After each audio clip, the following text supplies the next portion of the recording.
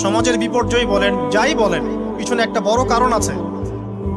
সেটা হলো আল্লাহ থেকে দূরে থাকা মানুষ, আল্লাহ থেকে হতাশ হয়ে যাওয়া। আর এই কাজটা শয়তান করিয়েছে মানুষকে আল্লাহ থেকে দূরে সরানোর জন্য।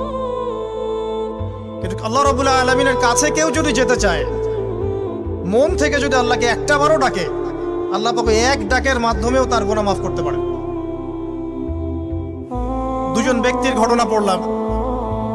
একজন ব্যক্তি প্রচন্ড রকম আবেদ, প্রচুর ইবাদত করে। আপনারা জানেন ইবলিসও কিন্তু আবেদ ছিল, ইবলিস কিন্তু প্রচুর ইবাদত করেছে। এখন ওই ব্যক্তির একজন বন্ধু ছিল, এটা বানু ইসরাইলের ঘটনা।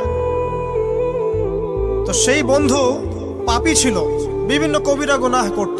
আর এই আবেদ ব্যক্তি বারবার তাকে নসিহত করত, গুনাহ ছেড়ে দাও, তুমি পাপ করছো, গুনাহ ছেড়ে দাও। তখন সেই ব্যক্তি যে পাপ করছে সে বলতো যে আল্লাহ কি তোমাকে আমার রক্ত